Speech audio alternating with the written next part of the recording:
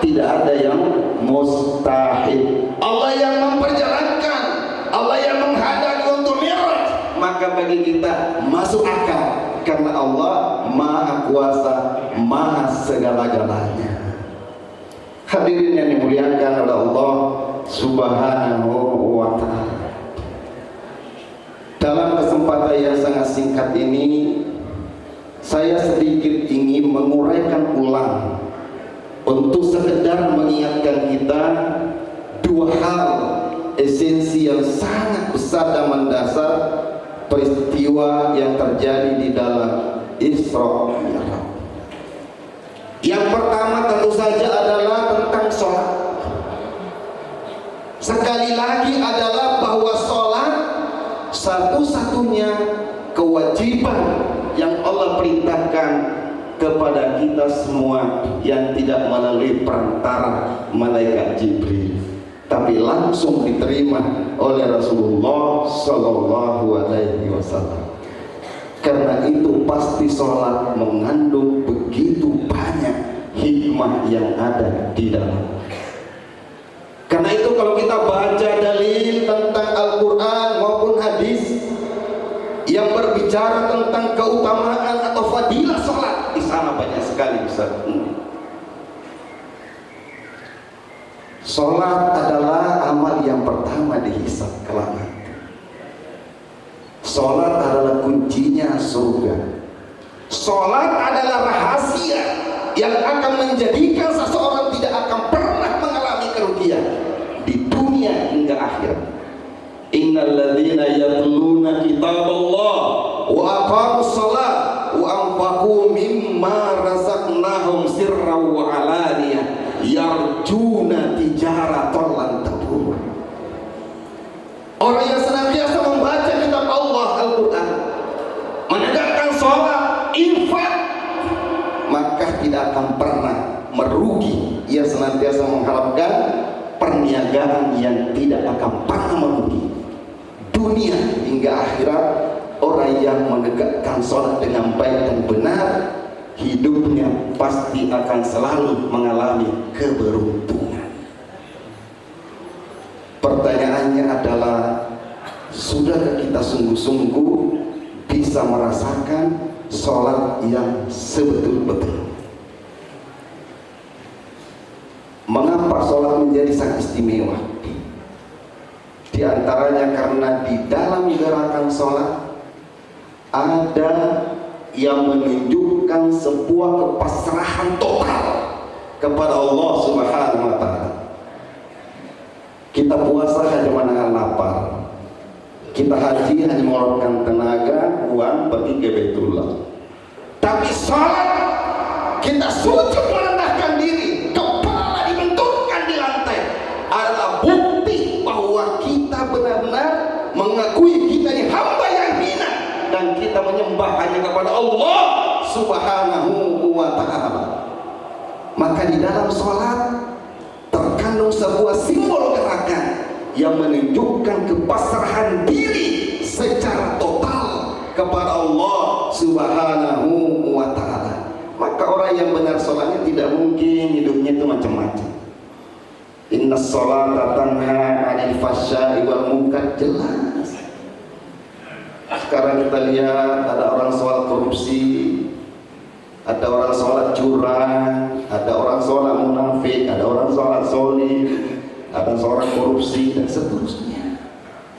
Ini menunjukkan masih perlu meningkatkan pemaknaan dan hakikat dari pelaksanaan sholat. Saya pernah bertemu dengan salah seorang ahli ibadah. Dia mengatakan kepada saya, tidak ada kenikmatan yang paling saya rasakan betul-betul nikmatnya di dunia ini melebihi nikmatnya ketika saya sedang sholat, khususnya di ketika saya sedang sujud. Sudahkah kita bisa merasakan itu? Maka apa sholat menjadi begitu nikmat? Karena sholat di dalamnya semua dari awal sampai akhir adalah zikir kepada Allah Subhanahu wa ta'ala. Dan zikir ala bidzikrillahi tatmainnul qulub. akan menenangkan jiwa atau kalbu kita. Karena itu hikmah yang pertama, jamaah sekalian, mari kita belajar mencoba menikmati betapa di dalam sholat itu kita bisa merasakan sesuatu yang hanya bisa kita rasakan di dalam sholat dan tidak akan kita rasakan di luar sholat. Itu hikmah yang pertama. Mari kita tingkatkan kualitas sholat kita. Jamaah yang dimuliakan Allah Subhanahu wa Ta'ala. Hikmah yang kedua adalah ketika Rasulullah SAW diperjalankan Allah dari Masjidil Haram ke Masjidil Aqsa. Salah satu peristiwa yang dijelaskan oleh para ulama bahwa di sana Rasul melaksanakan sholat 2 rakaat dan diikuti oleh seluruh Rasul dan Nabi, mulai dari Adam sampai yang terakhir. Mereka semua menjadi makmum di saat Rasulullah memimpin sholat sunnah 2 rakaat. Ini adalah, jika kita kaji lebih luas, sebetulnya ini adalah deklarasi secara simbolik diumumkan kepada seluruh umat manusia bahwa saat ini kepemimpinan diserahkan kepada Rasulullah Muhammad SAW. Semua rasul, semua nabi pernah menjadi pemimpin di masanya, tapi setelah diturunkannya Rasulullah SAW, maka pemimpin satu-satunya adalah Rasulullah Muhammad SAW. Sholat itu memiliki 2 hakikat makna. Ada simbol spiritual, ada simbol kehidupan sosial. Maka peristiwa sholat berjamaah yang dipimpin Rasul di Masjidil Aqsa mengandung 2 pengertian, bahwa Rasul sebagai pemimpin spiritual sekaligus sebagai pemimpin dunia yang akan mengatur seluruh kehidupan dunia. Jamaah yang dimuliakan Allah SWT, peristiwa Isra terjadi 2 atau 3 tahun sebelum Rasulullah hijrah. Dan ketika Rasulullah hijrah sampai di Madinah, Rasul diberi mandat untuk menjadi kepala negara. Dan itulah cikal bakal kemudian menjadikan Islam sebagai negara superpower, menguasai 2/3 dunia selama lebih dari 1300 tahun lamanya. Rasul meninggal diganti oleh Abu Bakar, kita sebut sebagai khalifah yang pertama 2 tahun. Meninggal diganti oleh Umar bin Khattab, khalifah yang kedua, berkuasa 10 tahun. Dibunuh, digantikan oleh Utsman bin Affan, menjadi khalifah yang ketiga selama 12 tahun. Kemudian meninggal, digantikan oleh khalifah yang keempat, Ali bin Abi Thalib, kurang lebih 5 tahun. Dan kita di masjid-masjid oleh NU setiap bulan Ramadan kita doakan khalifah yang pertama, khalifah yang kedua, khalifah yang ketiga, khalifah yang keempat, seakan menggambarkan betapa kita rindunya sosok khalifah untuk mengatur dan mengayomi kehidupan kita ini, untuk menyelamatkan kita dunia hingga akhirat. Setiap bulan Ramadan kita kenal betapa sulitnya sekarang ini memiliki pemimpin yang punya sosok seperti Abu Bakar, seperti Umar, Utsman, Ali. Mereka sebelum menjadi pejabat kaya, mereka setelah menjadi pejabat hartanya hilang habis. Sangat berbeda dengan hari ini. Setiap laporan kekayaan pejabat naik terus, naik terus, naik terus. Seolah kita rindu sosok itu.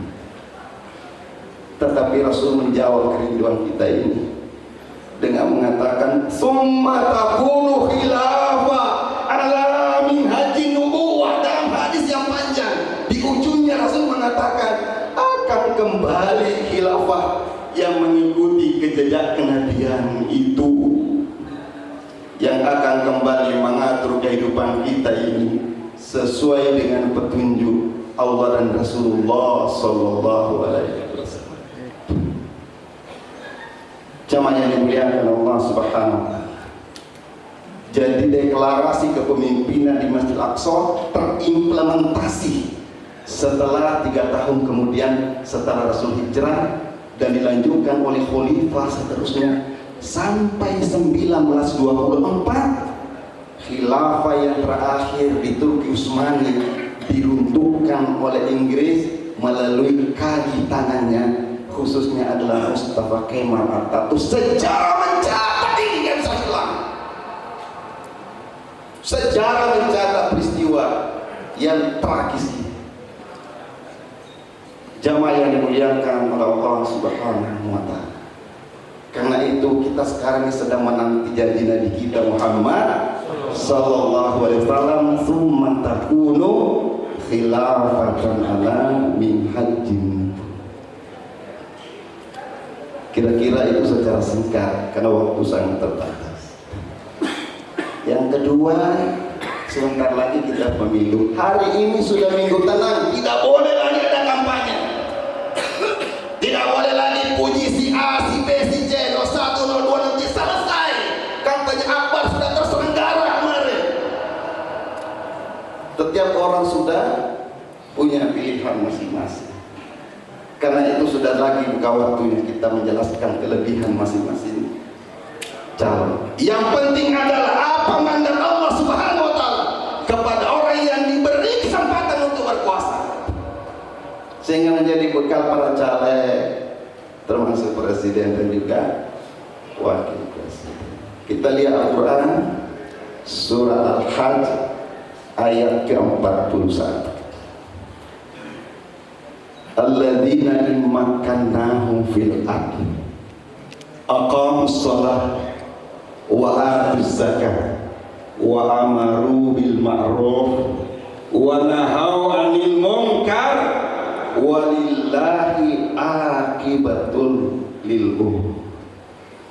Dan orang-orang yang diberi kedudukan oleh Allah Subhanahu wa Ta'ala, orang-orang yang dikokohkan kedudukannya di dunia ini oleh Allah Subhanahu wa Ta'ala, mereka melaksanakan sholat,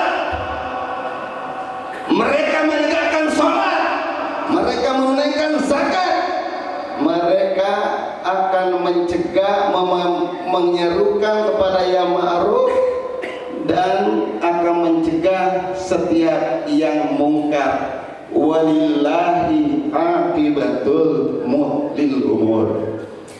Dan hanya kepada Allah kembalinya segala urusan.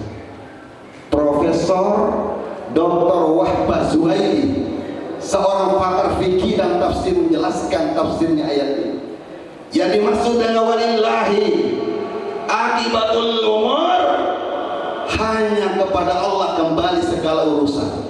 Urusan dunia harus kembali kepada hukum Allah, dan urusan akhirat Allah lah yang akan menentukan siapa yang akan diazab dan siapa yang akan diberikan pahala oleh Allah Subhanahu wa Ta'ala. Maka para caleg, para calon pemimpin, ingat ayat ini dibaca lagi.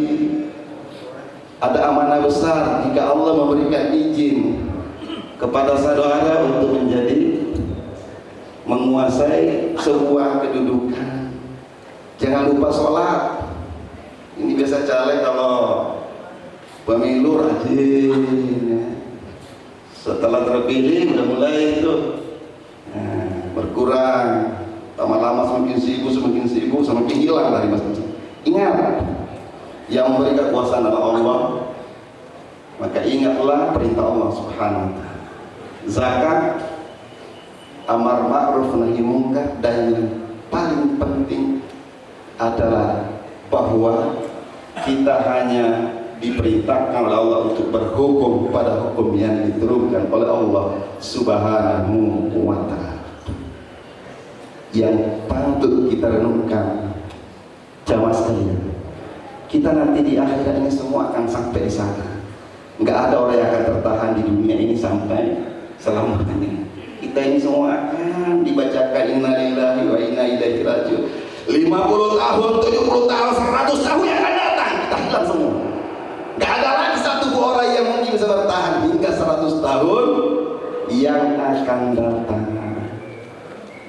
Apa yang akan terjadi kemudian? Allah berfirman, walau tara idzil mujrimuna nakisu ru'usihim inda rabbihim Rabbana absarna wa sami'na farjina na'mal salihan inna muqinun. Alangkah ngerinya sekiranya engkau melihat orang-orang yang berdosa itu kala nanti tunduk malu di hadapan Tuhannya sambil berkata, Rabbana absarna wa sami'na farjina na'mal salihan inna muqinun. Ya Rabb, mata kami telah melihat, telinga kami telah mendengar, kembalikan kami ke dunia, kami akan berbuat baik. Dan kami ini termasuk orang yang yakin sudah terlambat. Gak mungkin menangis dengan air mata darah dan akan menangis kita kembalilah ke dunia. Semua kedudukan manusia sudah sama. Kapolri, Panglima TNI, Presiden, seluruh menteri sama kedudukannya di hadapan Allah. Dia akan dihisab dan disidang oleh Allah dengan hukum-hukum Allah Subhanahu wa ta'ala. Siapa yang tak kepada Allah dan siapa yang tidak akan masing-masing mendapatkan sesuai dengan amanahnya. Karena itu selagi kita masih hidup, penting bagi kita merenung setiap saat. Sudahkah kita hidup ini berjalan sesuai dengan aturan Allah Subhanahu wa ta'ala, agar kelak nanti di akhirat jangan muncul penyesalan yang sudah sangat terlambat.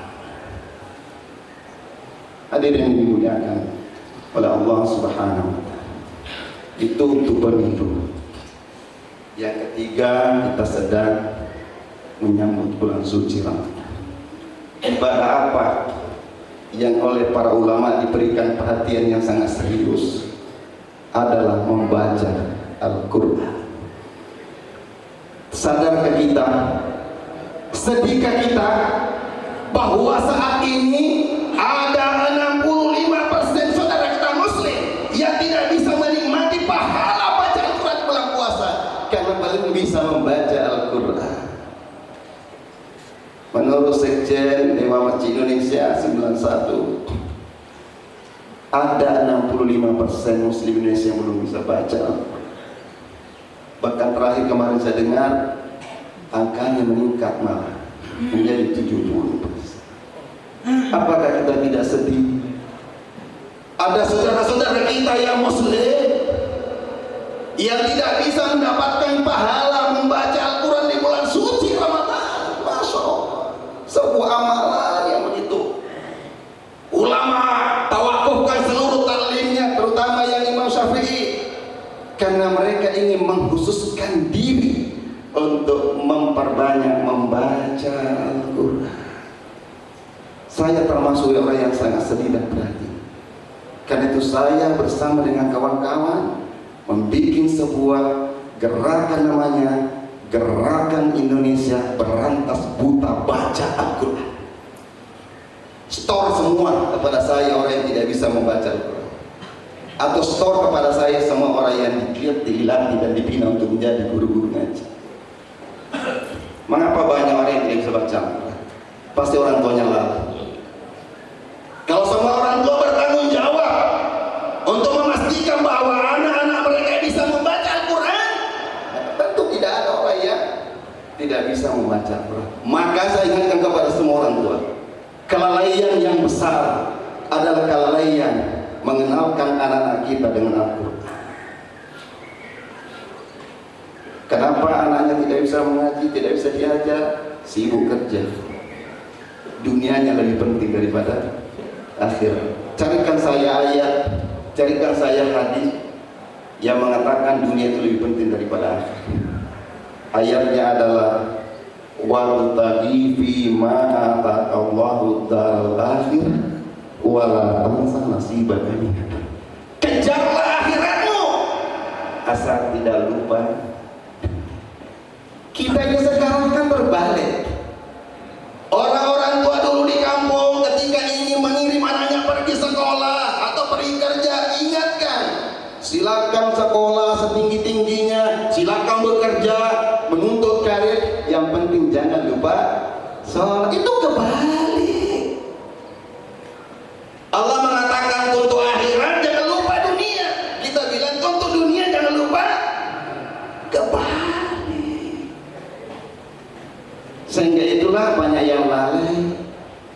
mengenalkan Al-Quran kepada anak-anak.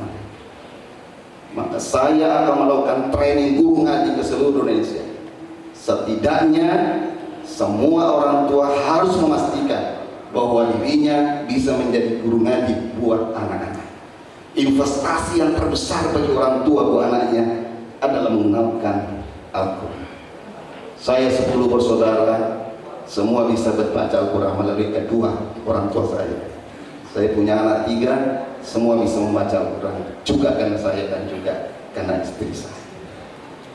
Maka saya ini mengajak kepada kita semua, mari kita menjadi mata rantai tersampainya Al-Quran untuk generasi yang akan datang. 1 huruf kita ajarkan hari ini, lalu kemudian berkembang sampai hari kiamat, kita akan tetap menerima kiriman pahalanya. Sekali lagi mari saya ajak kita semua menjadi mata rantai tersampainya Al-Quran untuk generasi yang akan datang. Tidak ada mukjizat yang terbesar melebihi Al-Quran yang pernah diturunkan oleh Allah Subhanahu wa ta'ala. Mengapa ini kita abaikan, kita remehkan? 65% muslim Indonesia tidak bisa membaca. Apa masalahnya? Sulitkah membaca Al-Quran? Tidak. Sekarang banyak cara metode yang mudah. Ada 5 jam, ada 8 jam, ada 10 jam. Di mana sulitnya? Mahalkah orang membaca Al-Quran? Tidak, di mana-mana gratis. Meskipun sudah gratis juga pembinaannya masih di mana-mana. Sekarang banyak cara untuk bisa kita membaca. Jamaah yang dimuliakan Allah Subhanahu wa ta'ala, kita simpulkan, mari kita mencoba terus berusaha meningkatkan kualitas sholat kita sampai kita bisa merasakan betapa nikmatnya ketika kita sedang bersujud di saat sholat. Yang kedua, mari kita awasi orang-orang yang memimpin kita, ingatkan ayat-ayat Allah Subhanahu wa ta'ala. Semua perilaku kita akan dihisab oleh Allah nanti kelak di akhirat. Jabatan Anda sebagai presiden, panglima, jaksa, hakim, kelak di hadapan Allah tidak akan bernilai apa-apa. Yang ini adalah iman dan takwa kepada Allah Subhanahu wa ta'ala. Yang terakhir, mari kita mempersiapkan diri menyambut bulan suci, bulan yang kita semua nanti-nantikan. Semoga Allah sehatkan kita, panjangkan umur kita, kita bisa jumpai kembali bulan suci Ramadan dalam keadaan yang penuh dengan kesehatan. Ini saya kira-kiranya yang saya sampaikan, semoga ada manfaatnya. Wabillahi taufiq wal hidayah. Assalamualaikum warahmatullahi wabarakatuh.